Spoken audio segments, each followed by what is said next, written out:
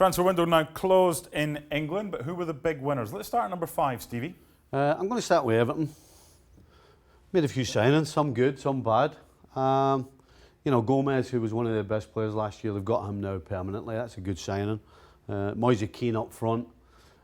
Somewhere that they were severely lacking.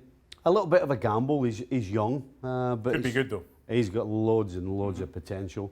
They signed Fabian Delph, who's not everybody's cup of tea, but this guy played for Pep Guardiola, and unless you can play football, he doesn't have you on the field. So again, that's another good signing. And then the last one is Iwobi. I'm not a fan of Iwobi, but certainly Everton, they like him and they're trying to push themselves forward. Maybe with Iwobi it just needs a change of scenery. Then will you like him if he's good? Maybe needs a lot more than that. Okay, number 4.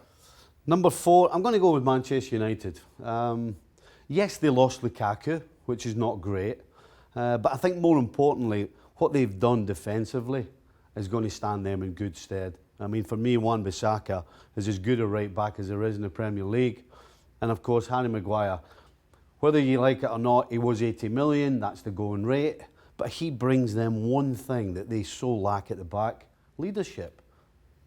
Their best bit of business might be someone who was already there and they signed him on a long-term deal, David De Gea, just to help with Wan-Bissaka and to help with Maguire. Well, there's 3 of your 5. Yeah. You know, your back 4 plus De Gea, you've got 3, in my opinion, international class players. Number 3. Number 3, I'm going to go with Tottenham. Okay. Now, Tottenham for me's biggest problem was in the middle of the park. Yes, they got the Champions League final, but I think at the end of last season they almost blew it as far as the top 4 because they just lacked depth. Harry Winks and Sissoko was their go-to. That needed strengthening. I think they've done that big time. Not just with Lo Celso, but with Ndembele. This guy has the potential to be a rock star. He's big, he's strong, he's up for the challenge. I mean, he is just the type of player Tottenham needed in the middle of the park. And also, Eriksen hasn't gone anywhere. Yet, he might or he might not. I think what they've done is, no question, they've solidified themselves in the top 3 for me, but maybe taking a step forward as well. And we'll see what Lo Celso's like. He's on loan from Betis, and I'm sure he'll manage to play when Ali is not. Now, number 2. Number 2, Arsenal. Okay. And the reason I'm going for Arsenal is because they have signed David Luiz more than anything else. Really? Well, David Luiz, in case you've forgotten, was one of the reasons why Chelsea won the Premier League not that long ago. Was though, and that's a few years ago. Well, because since Conte left, they've gone to a back 4. He can't play in a back 4. He can play in a back 3. He's a superstar in a back 3. He reads the game well. He passes it out from the back well. He doesn't need to be challenging anybody. It's all using your brain when you're the middle guy in a back 3.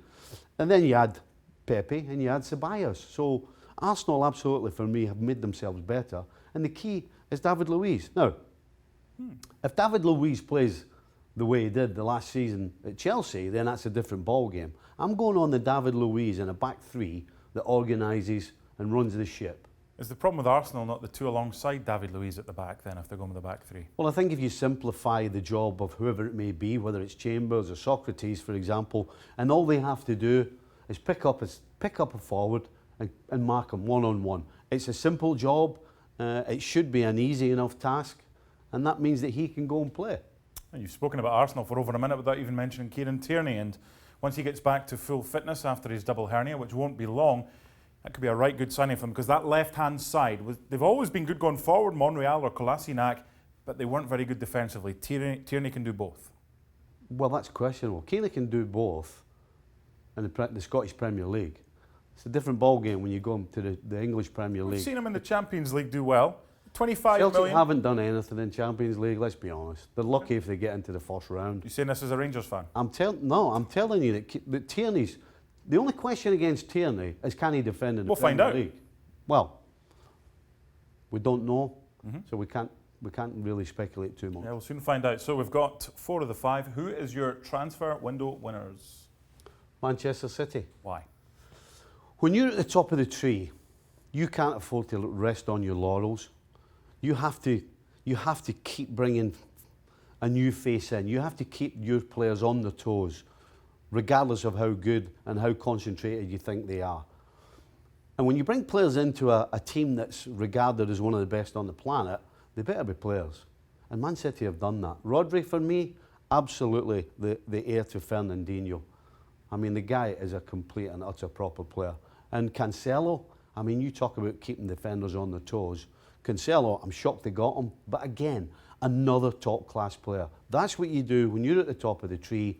You add and you add quality. And there's no question that Manchester City, although they've lost company, they've made themselves stronger. I was going to play devil's advocate and talk about company. Have they adequately replaced him? Because I think you'll see Fernandinho now playing some games as a centre-back. They've brought in Cancelo, who's good going forward, but I'm still not sure about him as a defender. Do you think they'll have as good a defensive record as they had last season? I expect them to. Yeah, listen, when you lose a player of company's ability and influence, then you have to somewhat tinker with it. And it'll be interesting to see how he tinkers. You said Fernandinho may go back there. Now, can Fernandinho play? Yes, he can play. Can he read the game? Yes, he can. So I think City, overall, have made themselves better. And when you're at the top of the tree and you make yourself better, that's how you do it. It's interesting. You're number one. You've gone for quality over quantity. The rest of them have added a few. City have added well.